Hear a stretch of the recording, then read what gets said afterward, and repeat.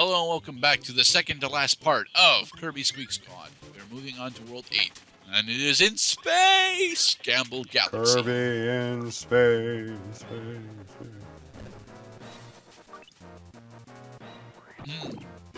So, who do you think would win in a fight between Kirby and Sonic the Hedgehog?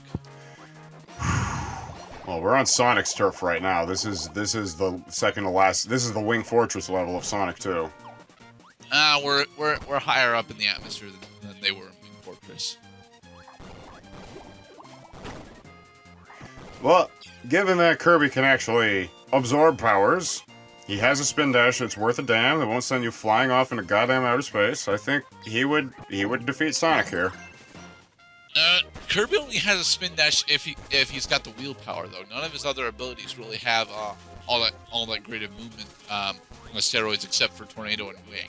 And he usually only gets access to one of the two of those in any of his games. Hey man, I played Sonic the Hedgehog. That guy is way more worried about his footing than his enemies, especially at this level. Yeah. Especially when he sees shit like that. When Sonic sees a horrible, scary face approaching him, ready to eat him, he's like, "I just crap my pants." Not usually. I mean, especially in more recent times, Sonic is more accustomed to fighting eldritch horrors of the deep. Eldritch horrors.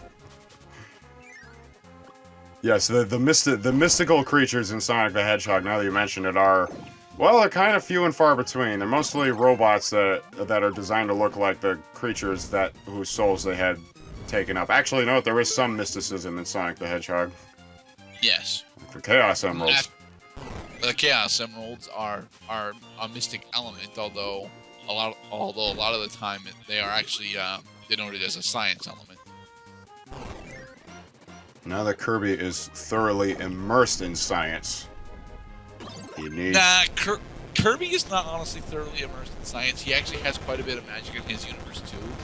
It's just that a lot of the time, Kirby's magic ends up being overlooked as just whimsy. Well, Kirby ought to be voted as the undisputed king of whimsy. I'm not entirely sure. I mean, there are other platformers that do whimsy as good or better than Kirby does. Do these games also let you knock Squeaks unconscious while you grab their treasure chests? No, because the Squeaks are, a very uniquely a Kirby style villain. I would say that just the word Squeak gives at least 5 points of whimsy. Yeah.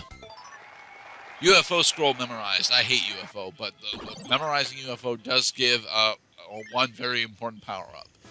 It allows you, when you have UFO, when you've got it memorized, UFO officially has an option floating around it. Not very much akin to Gradius and other games like it. Kissy face.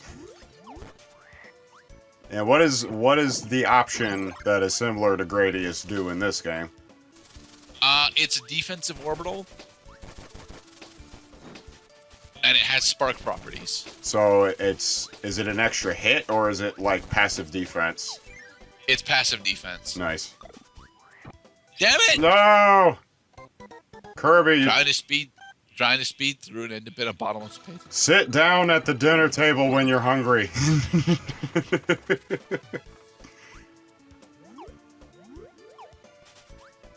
So, do you remember Kirby 64? I do remember Kirby 64 quite well, actually. I adore that game.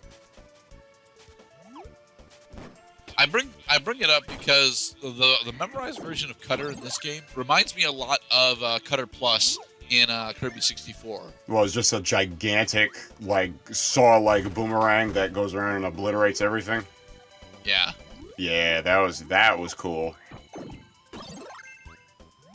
As cool as it is in Kirby 64, I don't really end up using Cutter Plus all that often. Mostly because a lot of the star fragments in Kirby 64 require specific power combinations.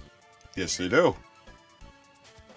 I specifically remember Cutter and Spike, which makes Kirby's mouth open like a gigantic jaw that clamps shut above his head. It's a really effective area. We died on purpose there. That was not an accident. So as I was saying, Cutter and Boomer. I mean, Spike and Cutter. Spike and Boomerang in Kirby 64 is a really effective AoE attack. Yeah.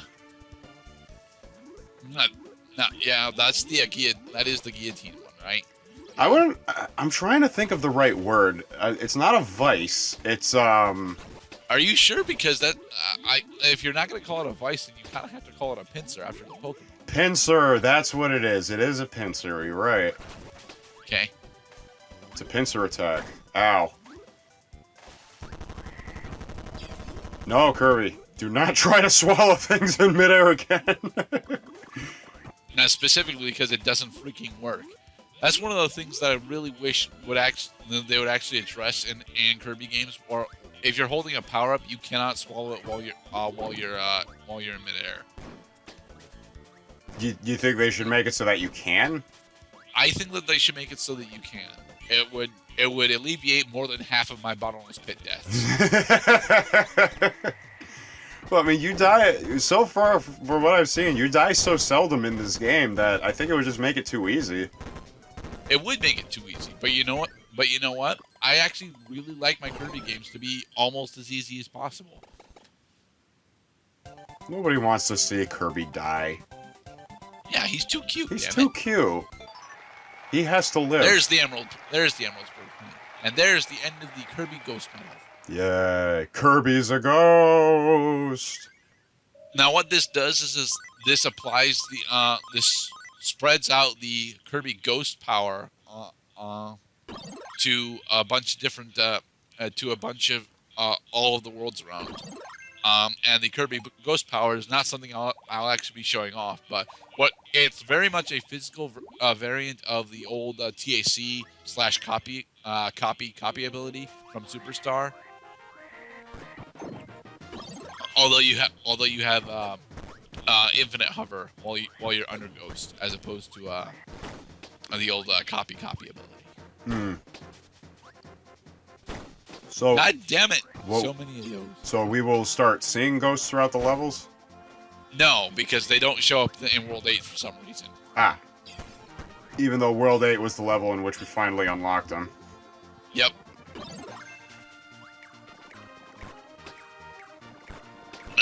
Laser the Waddle Doos. Please. And then once you're done lasering D's, you can go back and get some cheese. No, that's one of the food items that actually Kirby doesn't usually have. Which I find quite ironic, because Kirby's not thin. He's short, but he's not thin. He's actually quite round. Spherical, in fact. That's mostly because a lot of the food items that Kirby ends up eating are actually really high in either fats or proteins. I mean, you look at it, it's either a lot of high-end desserts or steak and or beef products. Yeah, you're right. Like legs of ham, for instance, or ham hocks, we probably call or sirloins. Or sirloins. No, Kirby's getting sophisticated. Right after this, he's going to Capitol Grill. Hey, screw this shit. I saved the universe. I'm got a gift card. I'm gonna wear my animal costume too, even though it's a formal place. I think Kirby would get away with wearing an animal costume in a formal place, though, mostly because a lot of the patrons and waiters would just assume that it's just some kid. Table for one? Would you like to see a wine list? No, thank you. Well, I hope you have a nice day there, Kirby. As I go, is that Kirby? Yeah, listen, just whatever he asks for, give it to him. He'll eat you. Just take my word for it. Do you really think that Kirby would go so far as to eat the waiters? If Kirby has made one thing perfectly clear, is that his behavior suggests to me is that he will obliterate any obstacle, any obstacle at all, between himself and what he wants. I don't buy that, honestly. I mean, I believe that he would be very upset if a waiter didn't bring him what he wanted, but I don't think that he would actually, go out of his way to harm the waiter. And Kirby does know what harm actually is. Well, no, because every time he kills somebody, it just drifts off into outer space as though it never existed in the first place. We're gonna learn Kirby the ways of the real world. Kirby, you might want to by throwing UFOs at him. Kirby, you might want to put that sword away. Many of our boys in blue perceive that as a threat. Well, Kirby is not currently at full health, so they really shouldn't consider him that big a threat because he doesn't have access to the sword beam. Broke ass Kirby. That's right. I said. There we go. That's a UFO. Oh, that's a UFO. Now they should consider him a threat. As I have stated before, UFO is undoubtedly the best power-up in the entire game, and I fucking hate it. Not because it's broken, but because I'm not nearly careful enough with it to actually abuse how broken this damn thing is. Yeah. Well, yeah. Speedrunners would probably have a baller day doing this. He just moves so fast. Yes.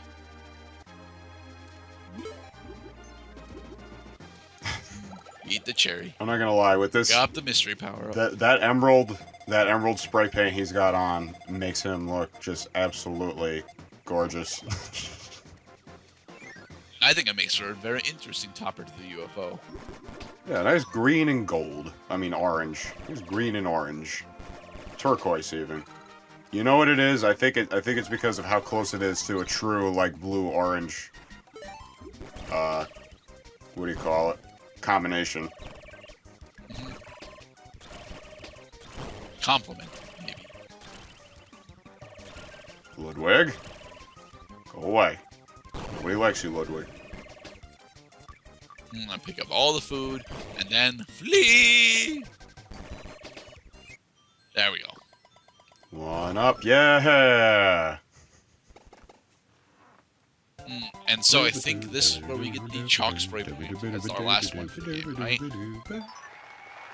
No, carbon. Carbon. That's right, carbon. Which is just basically just pure black. Grayish black. And with that, we have the last vitality upgrade as well. Ivory, shadow. Where's carbon? Come on. Carbon. Carbon. There it is. There's carbon. It's like carbon ore. Alright, are you ready for the pseudo boss rush? Damn right. We have to fight two bosses here. We're invading. First, the upgraded version of Master Squeak. He looks like a Rayman boss. That's mostly because a lot of Rayman bosses tend to be have a small bestial elements onto them. Yeah. Do you remember Rayman? Did you play Rayman Advance? I did not, nor did I play Rayman 2. So Rayman Advance was ported over from the PC, I think it was, and I'm thinking of the final boss from that game. I think he also was wearing like a purple tuxedo or some shit.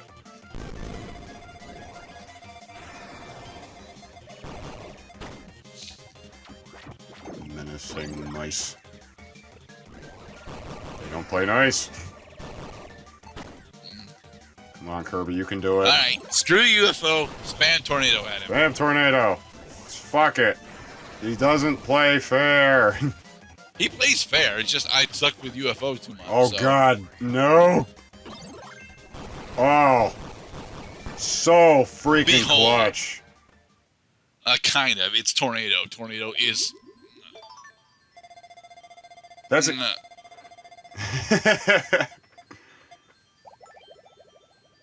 But now we have to use Triple Star. God damn it. Tornado is over. Triple Star is by far and away one of the most powerful projectile powers that Kirby has ever gotten. It has a charge of 3, but it also has a small amount of orbiting defense.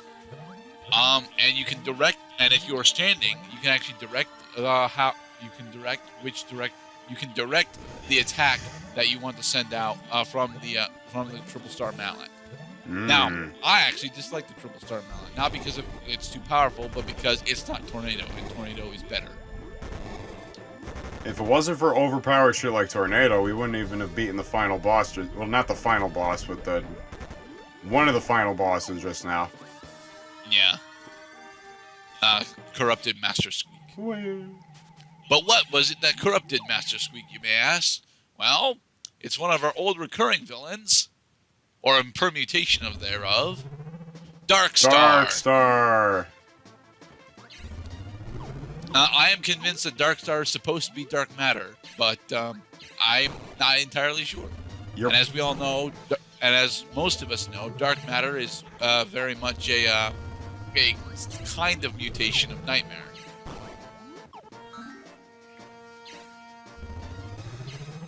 Yeah, doesn't he eventually take on a form that looks suspiciously like the final boss of Kirby 64? Like the true final boss? Well, that's the thing. Dark matter was the final boss of Kirby 64. Yes, but there was a false dark matter and a true dark matter. You have to get every crystal shard in the game in order to unlock true dark matter. Whose name ends up being 02. 02. Yes. You've done well to make it this far, Kirby, but I shall have no more of this. And so we have once again destroyed the forces of Darkstar and/or Dark Matter. Oh, that was it? Yep. The treasure chest was the prison of Dark Nebula, ruler of the underworld. I know it. Sorry, I can never remember these characters' names. Meta Knight knew the secret of the chest, and he couldn't bother to tell us because... he doesn't talk. He fought Kirby to prevent Dark Nebula from being released. Is that really how they're spinning it? Like he was doing it for good reason? Yeah. Exactly the same way as Nightmare in Dreamland ended with King DDD. The Squeaks decided to look elsewhere for treasure. Bye, Squeaks. No, they've left for parts unknown. Because apparently the Squeaks can now just go into space too. And lots of critters are going to space. The hedgehogs. It looks like peace will return to the land. Kirby's. But